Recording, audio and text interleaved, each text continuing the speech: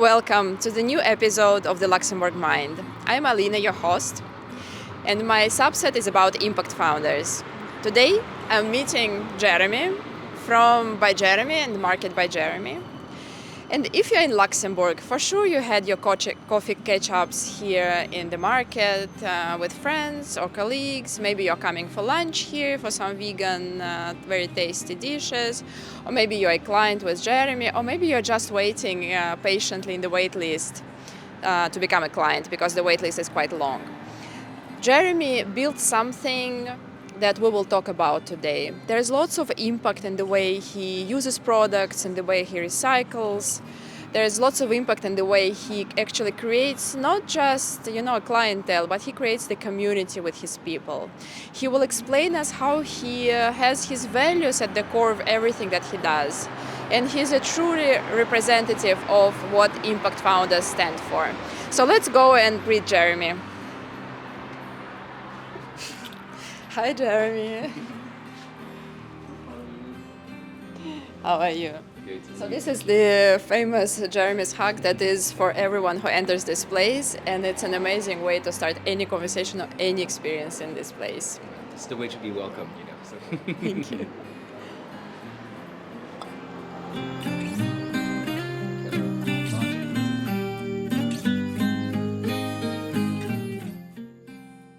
Hi, Jérémy. Thank you so much for spending time with me today, answering the questions for the Luxembourg Mind and having this conversation. My pleasure. I'm really looking forward for our conversation. I think I would like to start with your story. I've been knowing you now for many years. I saw the way you changed from the shop that you had here not far away in Rue Adolphe Fischer. Now we're sitting in this beautiful place in your Salon by Jérémy, next to the Market by Jérémy. And now when you look at this, it seems amazing that you are having this little oasis, small empire between food, coffee, people coming for shopping, your clients coming for the haircut and the hair color. But I know it's not all happened in a day. So this empire was not built in a day. So tell more, what's your story and how did it all started and how you arrived where you are today? Well, the whole thing started a long time ago, when I was a kid actually, because my mom, you know that my mom is a hairstylist, and I kind of grew up in the salon she was working in when I was young. We were actually living upstairs of the salon she was working for a while. So when I was in primary school, I would always go through the salon to go back home. So the salon, in a way, a hair salon for me has always been a very familiar environment. It's just like part of home in a way. So I guess when I was young, I wanted to become a hairstylist, just like my mother. And I eventually grew up. In secondary school, I wanted to do something a little different at some point, I guess, the teenage years. But when I was 15, my mom's boss came to my mom and she said that she had an offer for me if she was recruiting apprentices, and if I wanted to become a hairstylist, I just had to say yes.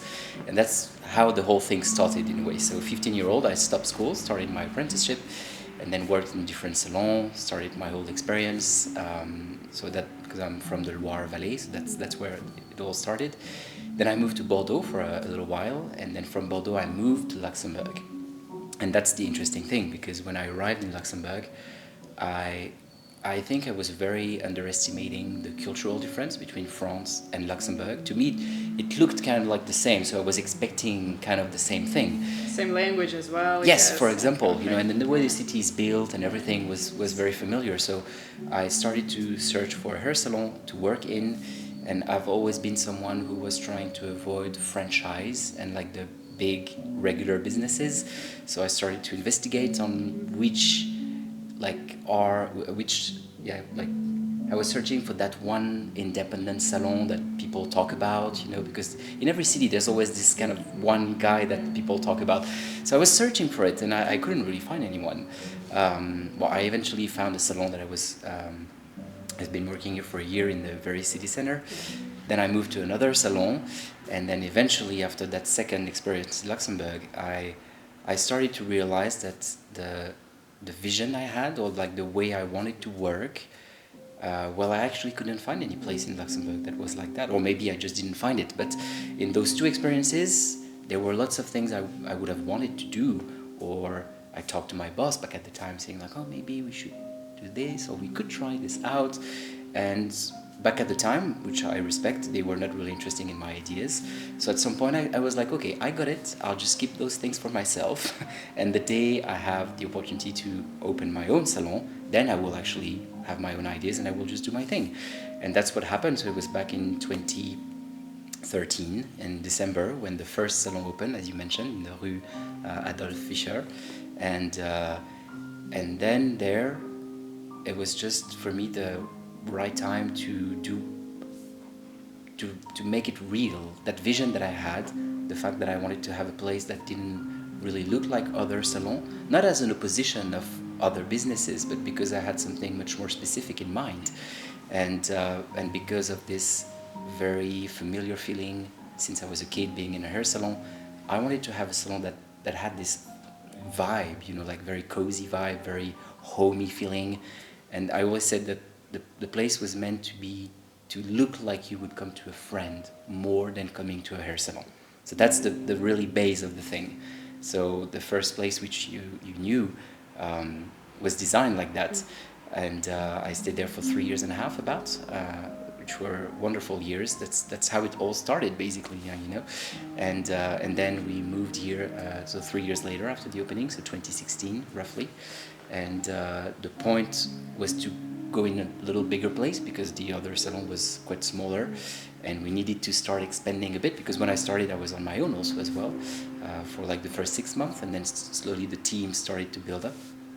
And then moving here was an amazing opportunity because of course being on the Avenue de la Liberté with that beautiful architecture, the place is really nice, and we have the high ceilings, we have those huge windows.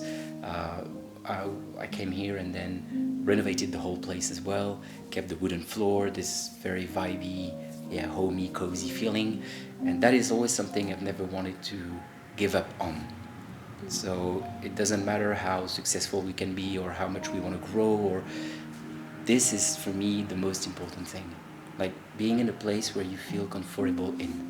The moment you push the door, you feel like you can sit on the couch and that's okay, I hate those places where you just stand and you don't know what to do. It's for me, I had that experience in the past, like coming into some other hair salon as well when I was searching for places. And I don't know, there was this distance, between the people.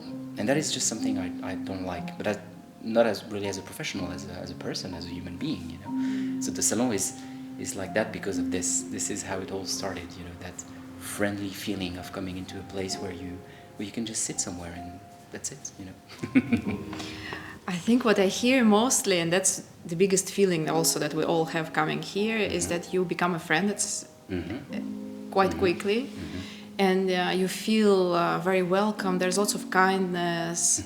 I know that you also expect the same mutual respect from people who are coming here, and at the end it feels more like a community of people. Whenever I come, I meet someone that I know. It's the people who work with you, they also pick up this style and they become very similar to the way they communicate with the people who come here in this way.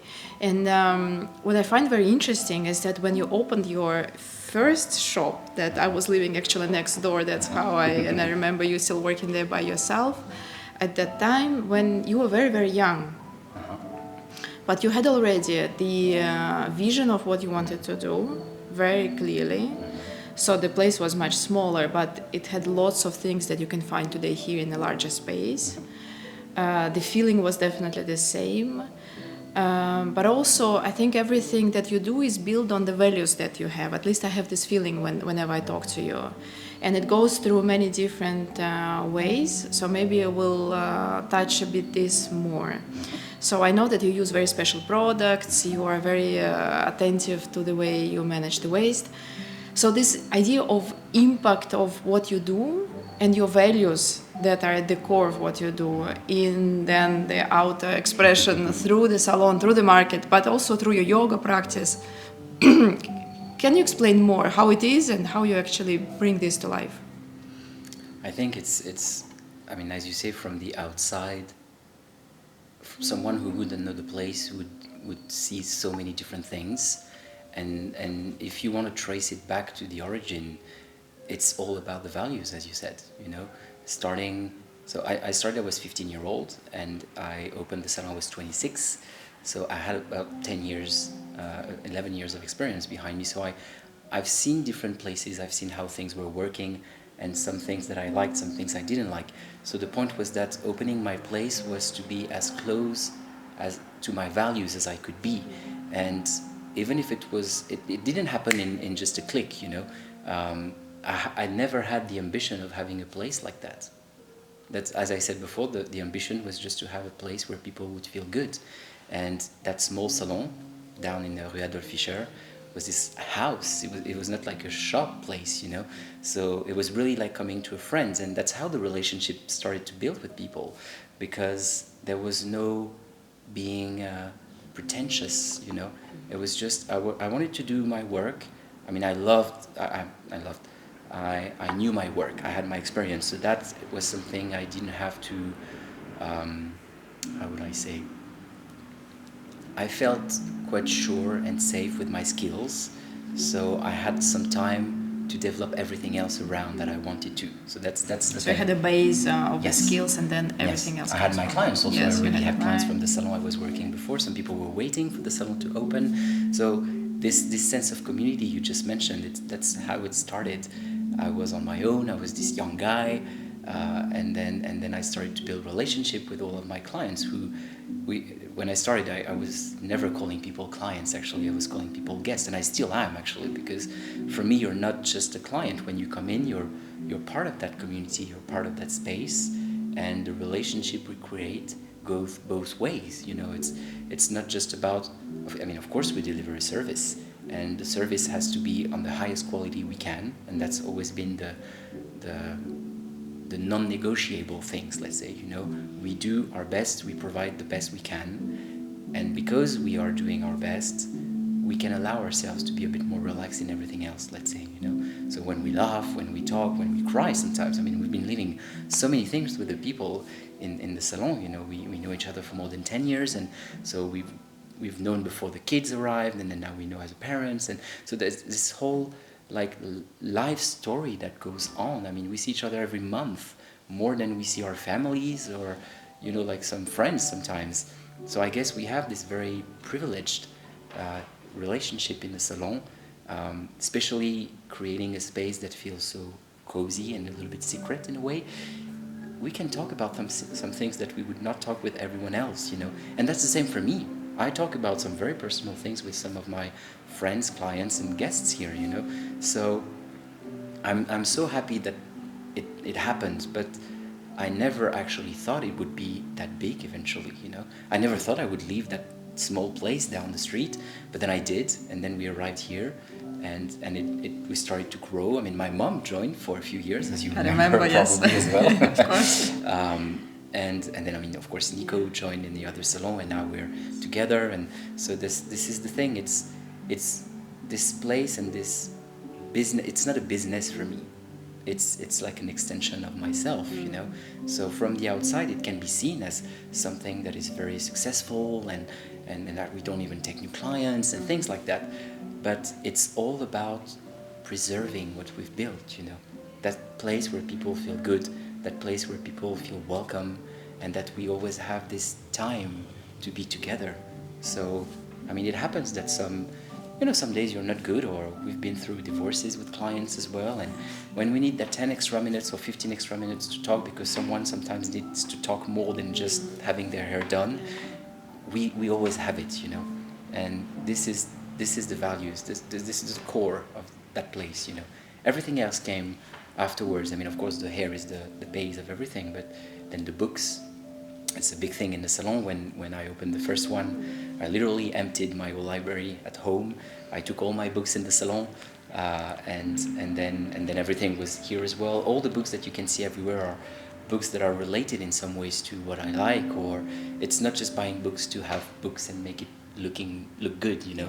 It's because I can pick literally every book in the salon, and there's always a little story about this, or even have clients gave us some books also sometimes. So I know that like I don't like that book there is from this lady, and then that other book there, and so it's stories, you know. It's sharing life moments. It's extension of you and the people that come here as well. Yes, it's. I couldn't imagine doing it in any other way, you know. And what about the cafe being vegan? How you also, we talked a bit before how you recycle the hair, the part of being the green salon, I think. Yeah. Yes, yeah, the Green Circle Salon we were part of in this place. Well, when I started, I was working first with a different brand that I am now, which was vegan also as well, and that's same its values. So what do? Do I just prefer to get the brand that everybody knows because it's like the mainstream stuff, and then I'm just going to follow that because everybody does it? Or should I just try to find something that is really feeling like me and who I am? So I was lucky to start with Aveda as a first brand, and they were already very concerned with all the impact on the planet, about how the products were manufactured and everything else. Now we've changed for about 2 years with this new Italian brand. But the salon, for example, very easy thing, we don't do foil. I mean, you know on your hair that we would never use foil on your hair. Not just because of the technique. I mean, luckily Nico has his technique that allows us not to use foils, but it represents half of the waste of hair salon foils today. It's huge. Yeah. So just by removing foils, we actually really managed to reduce the impact that we have on the planet, you know. And then now we switched to that brand that is a plastic-free brand as well, so we only use glass products or aluminum, and being part of the Green Circle Salon as well. It's like the hair, every person's hair coming in the salon is being put in a special bin, and the hair are being sent in Belgium, and they've been put together in a way that they create mattresses that are used to help when you have like those oil spills in the water, rivers or oceans. And I mean, it costs us literally nothing to do this. I mean, it does cost us money because we're sending the hair and it's not free. But if we would all do those little things, those choices, you know, it's nothing that is so hard, but it can make such a big difference. I mean, the salon now has grown quite big. So I think we've really made over the years a difference in the impact on the planet, and that's super important for me. So when we opened the cafe, when we had the opportunity to take that other space. There was a bank there, you know, before? There was a bank, yeah. Yes, I remember, yes. And then you were considering, you had made a business plan. Exactly. I remember, yeah. We're actually, the whole building is owned by the BCEE, and we have a really good relationship with them. So when the space happened to become free, they called me and they were like, well, before we put it on the market, we just wanted to check with you if eventually you are interested.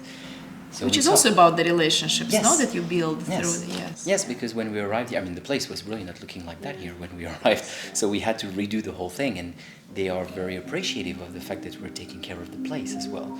So by building that strong relationship, we actually happened to have priority on that space. And of course, I mean, there was the fantasy when we arrived here, after a few months very quickly, because we're never short of ideas, you know, was to eventually open a bookstore. Okay. Because, I mean, you know, we love books here. So we're like, oh, imagine if we could have that beautiful bookstore just next to the salon. But it was really a fantasy. There was like no way it could happen. Yeah. And then a few years later, the bank calls and says, well, that space is free. Would you like to get it? And then we said yes.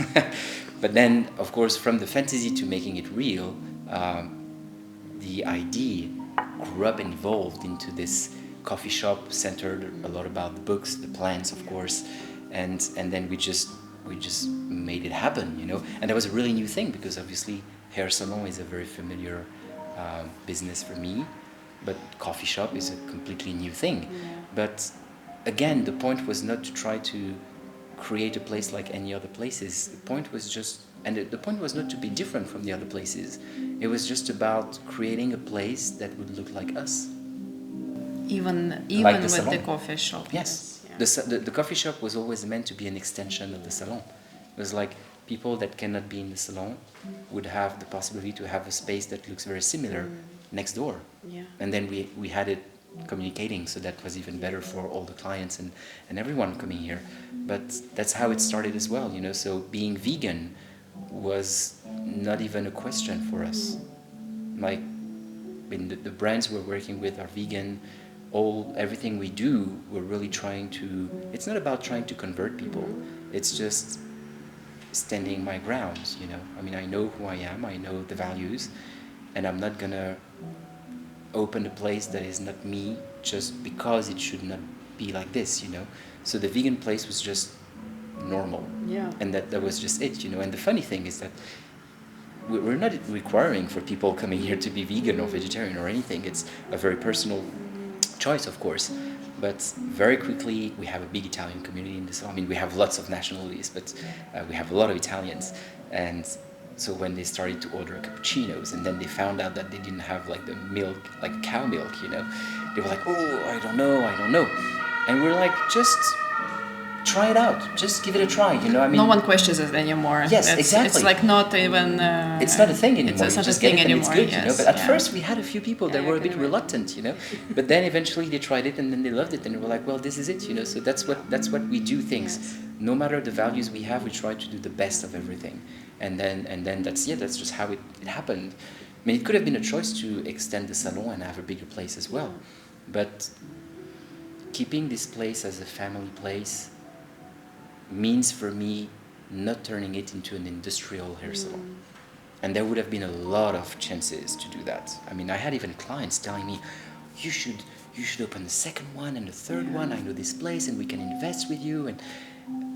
And it was always funny that when some people would tell me that, I would never picture myself doing this.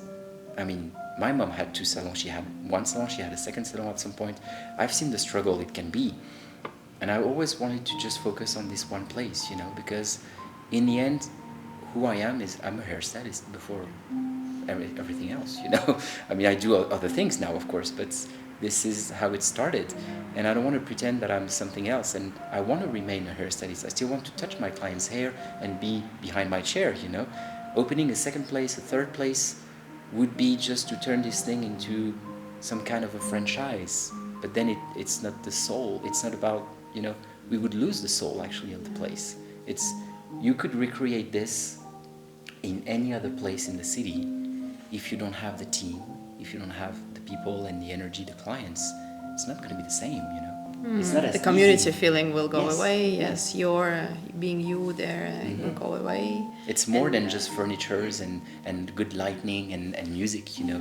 It really is about the relationship we have with the people. That is the base of everything. It's very interesting, yes. Mm-hmm. And for people who don't know, it's impossible now to get to, to this.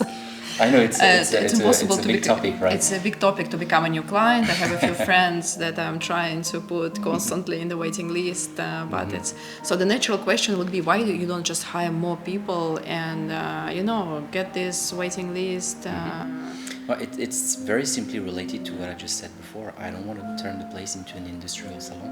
That would be easy.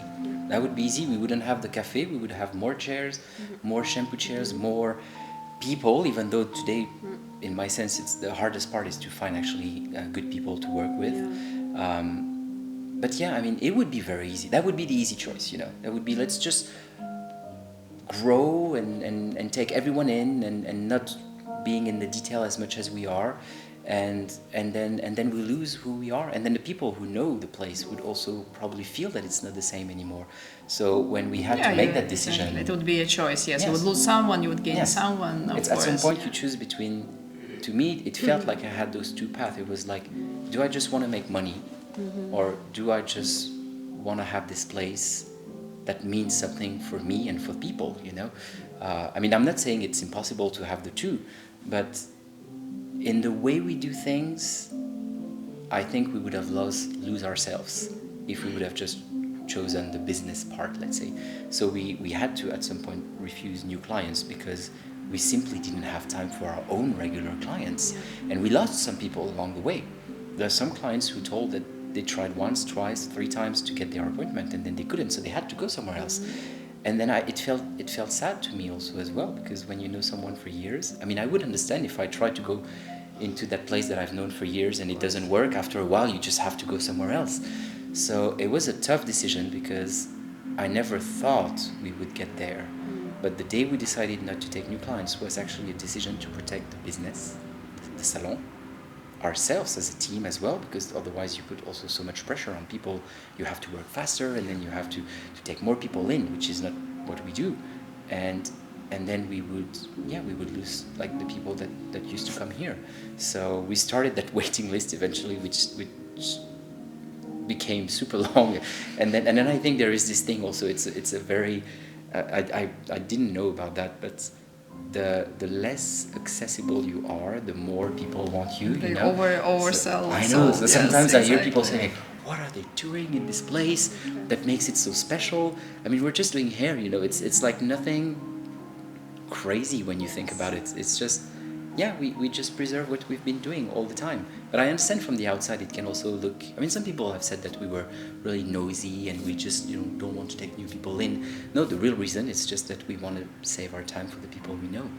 And the pace with which you treat people, and also when you come here, you're not pushed through the process, which also many organizations do in other sectors.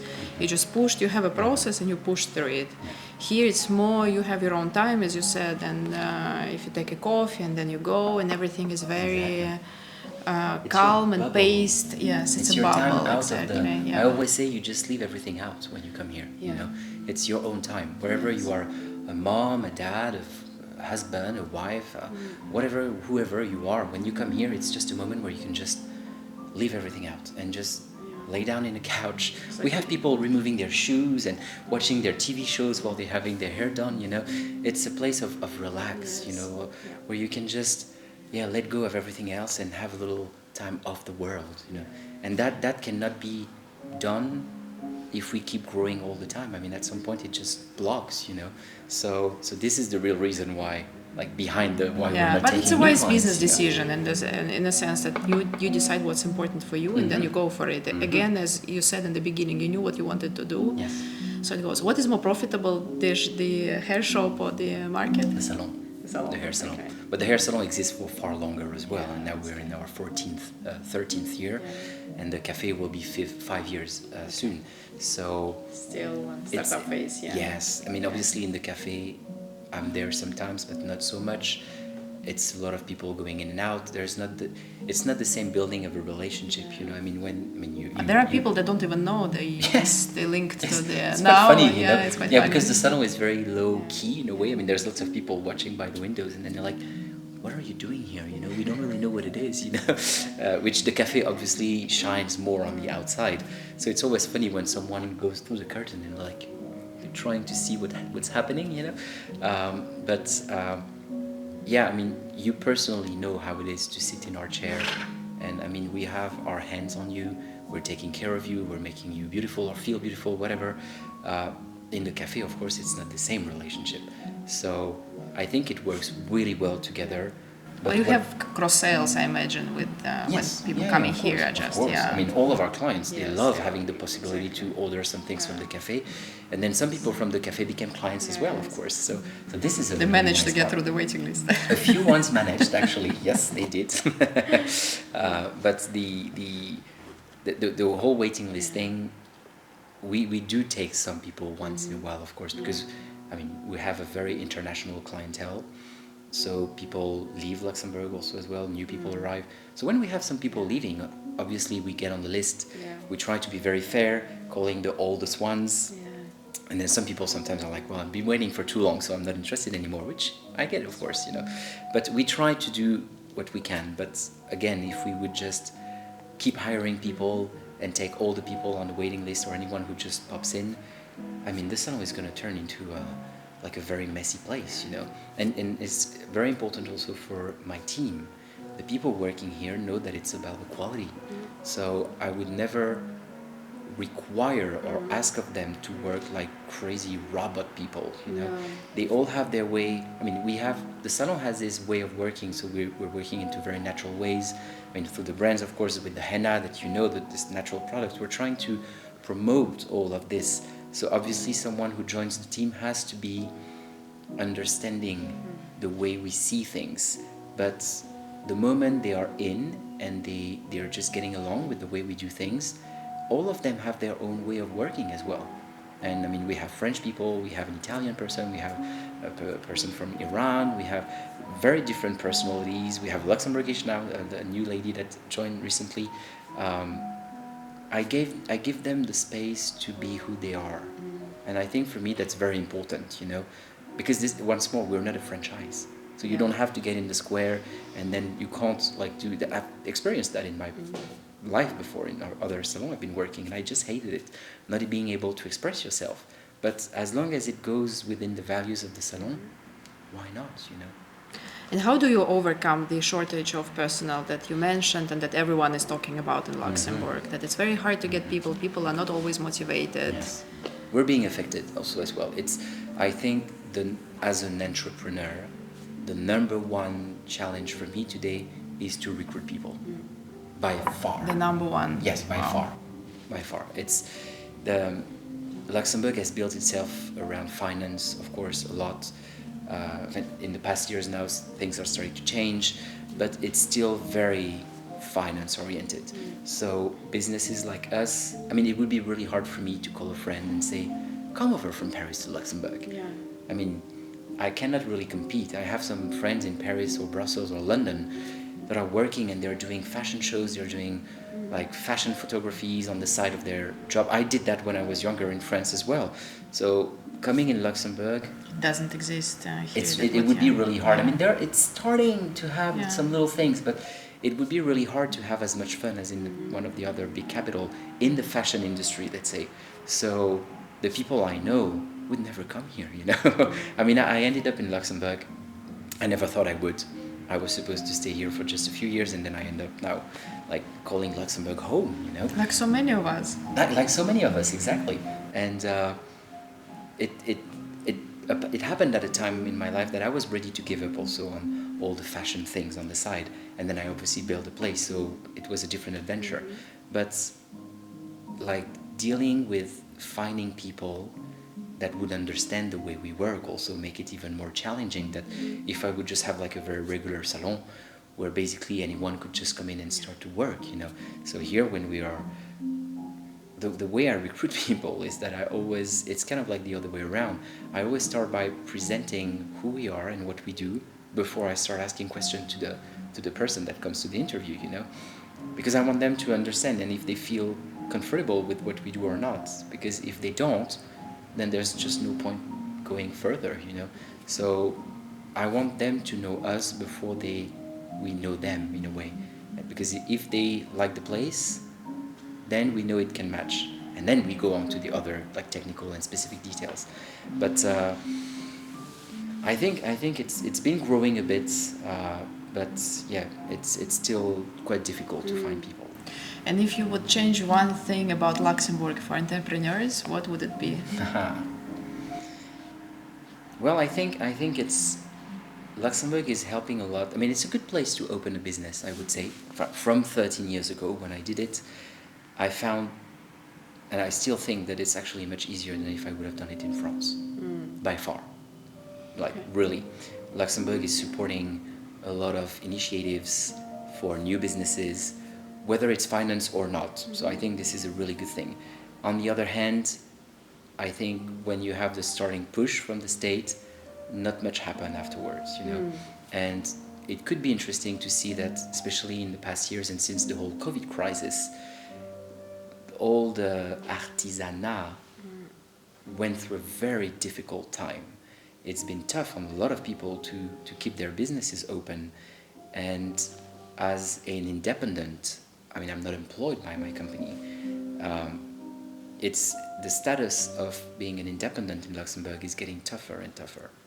And in the past years, it's Because been, of the taxes, because of the taxes, because of everything. the coverage. Yeah, the coverage. I mean, my own retirement. I mean, I know I'm not going to get much less than a person who's been employed by a company. And I mean, as an entrepreneur and independent, you are giving so much more time, energy, money, everything, basically. You pay, yes. Yes, I mean, it's a win-win because obviously I have a freedom in the way I can do things, but it's not a full freedom as well. I mean, I still have to work a lot for this. So I think, maybe the government should think about making the status of independent much safer, because we're taking all the risks basically, and then the day things don't work, it's all on us in the end. It comes through other conversations with the independent professionals, yes, that it's very tough I'm not surprised. because there's, an important tax to pay, yes. And speaking about COVID, you survived here, COVID crisis.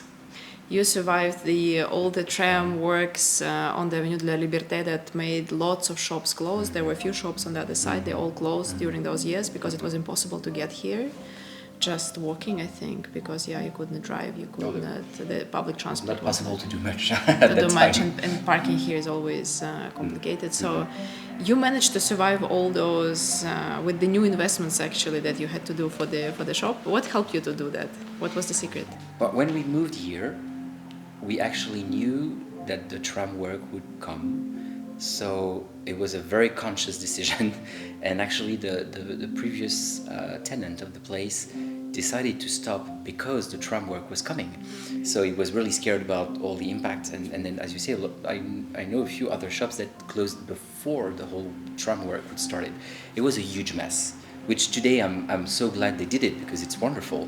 But going through that crisis time of the buildings and everything, it was really hard. I think what saved us, and we always go back to it just because they wanted to be here. Yes, because it was a different space. Because we created something special, and I'm so grateful and thankful that everyone was ready to brave the toughness of finding a place to park, or people were parking in the city center, walking around the bridge to come here, just because we created that space, Just because they wanted to be here. Yes, because it was a different space, I don't want to sound like presumptuous or anything, but I don't think that someone who's used to come here for a while, if that person goes into another salon, it will be a different feeling, I think. I mean, I hope in a way, because that's what we've been working for. So during the tram time, we went through because, people really got attached to that place, Even though when there was all the noise and everything, it was just fine, we made it work. I mean, it was hard, it was tough, like everyone else, but we've been lucky to really went through. Okay.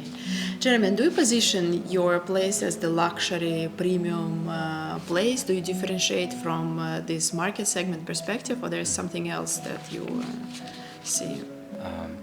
Well, I do consider our place to be a premium place, but I've never been willing to go into the luxury area for a very simple reason. I'm coming from a very middle class family, and I just wanted everyone to have a chance to experience what we do, and I never wanted this place to become an exclusive place for people that have so much money and not the others. So that's always been very important to me. I mean, obviously the pricing justifies everything we do, working with very good products like premium quality and everything. But I want this place to remain accessible for when we will take new clients, for everyone to be able to come in. So you keep even your prices at the reasonable level, not of the luxury segment, but you give this experience. Mm-hmm. But again, you think about the person and that comes to you, and that's quite amazing, because you could have pushed prices probably higher and see what happens. Mm-hmm. Maybe someone will leave again, but someone else will come. But you're not doing it, and that's... No, it's I mean, so far it's been working like this also as well, I mean, it's always that choice between, do I want just to make money, or do I want to do something different?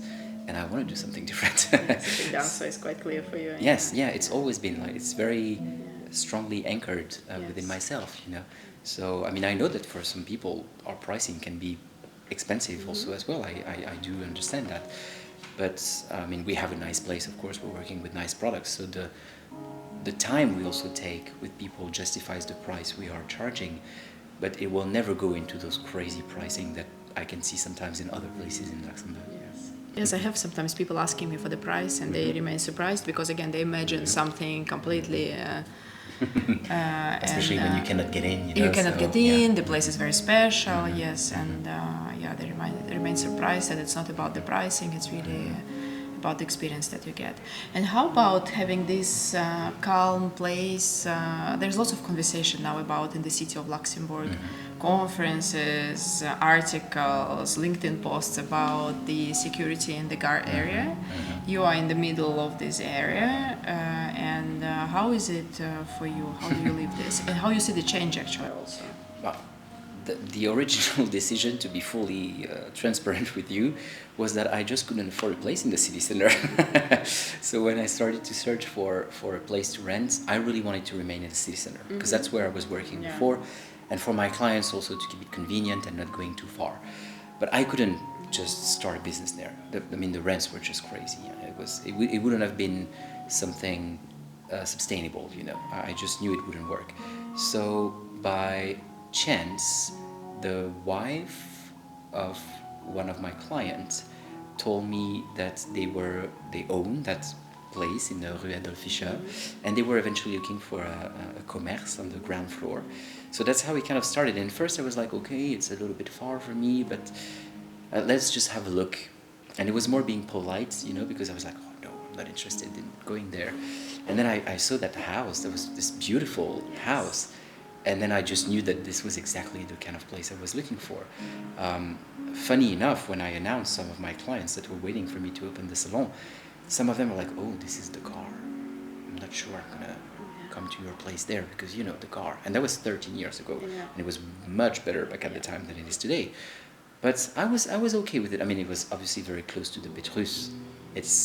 We're on the right side, let's say, of the Gare if we have to talk about this. And then, funny enough, the people followed me, and a lot of them were like, well, this is actually not too bad around here, And I was like, yes, this is actually why, I started the business there. And then when we moved here, more visibility, of course, and people talking, I remember clearly having some people coming and said, well, my friend recommended you, but you were in the Gare. So I didn't really know if I wanted to come because it's so dangerous, and I was like, well, yeah, okay, I understand your point. We're still in Luxembourg, Yes, but being on this really large open avenue, we're on the safe side of it, even though I have to recognize and to say that strangely, since the whole tram work also started, that in my mind, that's how I would link it. I don't know how it began less safe than before. We've been experiencing being robbed. Of course, the cafe 3 years ago got broken in overnight, but luckily I don't think we're the most attractive businesses for thieves and stuff. We've been experiencing homeless people coming in the cafe trying to steal some things. It's a reality. In the past month, it's gotten a little bit better, I have to say, even though last week I had some people trying to break in the salon again. So it's unfortunately part of the daily life now. We've been setting up some security cameras with those super big flashlights in night, so if someone walks through the door, at least there's some visual sign that it's being watched over. But I hope the city will do something about it. I know it's not an easy problem to solve. I understand that it's complicated, but what a lot of people are not talking about the Gare area is that it's a little bit like the Salon. There's a soul to it. People living around here, they really belong to that neighborhood. People love to support the shops around. They really are trying to help what's happening in the neighborhood, and that is really nice. I don't know all the other parts of the city, of course, but I don't think the city center has that vibe in a way. The Gare, the people of the Gare have in a way a bit of a fighting spirit to it. So true. They really want to do their best to help the area to get better. And that is something we feel a lot. We have a lot of people living around that come in the salon, and we talk about that. There's people feel concerned with what can we do to make it better. But I think it's out of our hands, unfortunately, because there are rules and laws and we cannot go beyond it. So it would be really nice that maybe the city is working more hand in hand with the people living in the area. So I know some hair salons that are very close to ours who've been broken in multiple times, regularly, unfortunately. Yeah, we just live with it at the moment. That's a very interesting message to the city council that, yes, we also interviewed a few people for the Luxembourg Mind about actually, and I heard this also from some Luxembourgers born in the Bonnevoie area next to the Gare, that this is our area where from here we have a special spirit, yes, we want the area to thrive and we don't want this to be unsafe place because Luxembourg has been always known as a very safe place. I mean, there have been initiatives that we know on. There's been people going around the streets. So you see there. So yeah, there's been some things that have been done. I'm not saying that the city is not reacting, of course, but there's more could be done. Yeah. No, again, I used to live here and before I moved and got married, and it was yes, a fantastic experience. The architecture, the shops, the atmosphere, close proximity to everywhere. Yes, it's a great area, beautiful, and yes, could be safer for sure. Yeah. And the future for you and for the shop, what is it? Well, we have some projects with the shop at the moment. I can't disclose everything because it's still ongoing, but let's say that it's, after a while, from the moment you open a business and then you have maybe a vision of the future, you have objectives, you have some things you want to achieve, you're giving a lot of time, a lot of work, a lot of energy into this, and luckily you make it happen. Sometimes you don't. The only thing I can say is that now Nico and I, we are seeing the future in a different way than we would have done a few years ago. So we're still working on keeping that place, and luckily it will never change because it's like a baby here, it's my baby. But yeah, there will be some exciting things in the future. I mean, some clients know already about it, some friends that know about it, but it's never been a calm story. Everything changes over time. You always have a new idea. Yes. You always have a new project. You are also, for those who don't know, you're also a yoga teacher running your regular Wednesday class, and you're a great teacher as well, giving, and it's also a community. It's the same group more or less of the people coming. And this is one of the things, yes, of course, that I'm thinking more and more. I think this, when you create a business that looks like you, over time in your life you do change and evolve, and then the business follows with you. So it's a reflection in a way, I think. So yeah, it will continue. It will continue. All the best with it. I think it's a wonderful story of really knowing who you are, having your values, having your ideas, and being bold and courageous to bring them the way they are in life. There's so much nature also around here. There are always the dogs that also come to yoga.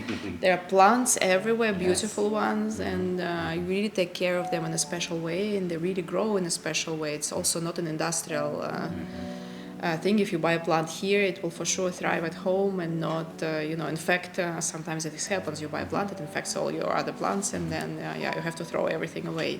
Here, you always know you will have a wonderful, healthy plant as well. It's like everyone is thriving here. It's about the quality again. It's about the quality. It's about the passion. And the passion, yes. That's the core again. I mean, if you like what you do, it can always turn out well, So, I mean, the plants are all Nico's work, and you know how much he loves another his hard plants. work, yes. On so, top.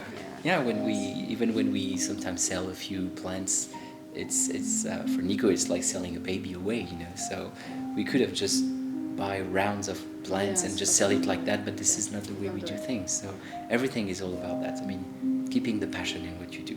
Life is so hard with lots of other things. So if we can make, our daily life something you actually really love, you believe in, and you're passionate about, if you have that choice, that's the thing we stand for, let's say.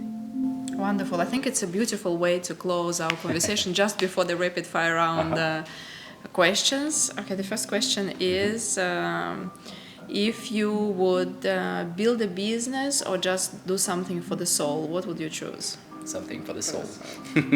Is there any book that changed your life? Yes, one book. It was a while ago. It's on the table. It's a book about this lady called Wangari Maathai, African lady.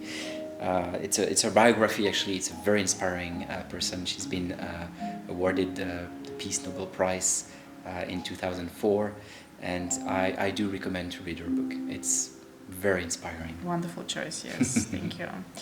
Okay, customer reviews. Do you ever read them? Do you answer, or it's just to forget? It's essential. I mean, the day you stop listening to your clients, you know what happens. No, for us, it's essential.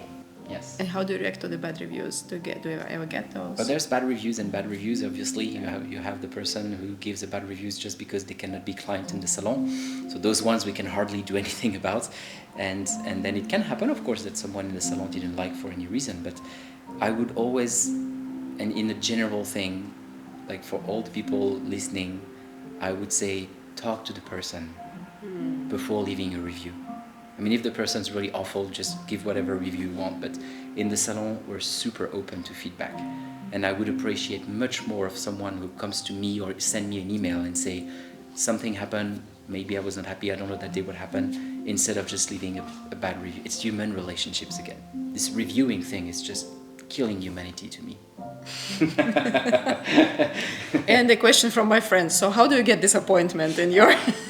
I know. Well, this is one of the things that's part of the future development we have. There are very high chances that we have new people coming in the team soon. And when it happens, we will be able to open to new people. So obviously we have some people on the list first that we will contact, but I hope that we will make some people happy. But yeah, voilà, that's... lots of fairness in managing this process. There's no magic, let's say, unfortunately. So we try to do our best. Wait patiently, hope for the lack of talent shortage, and that's wonderful. Exactly. Jérémy, thank you so much. I really love this conversation about how you are and how you extend yourself in the business. Thank you so much.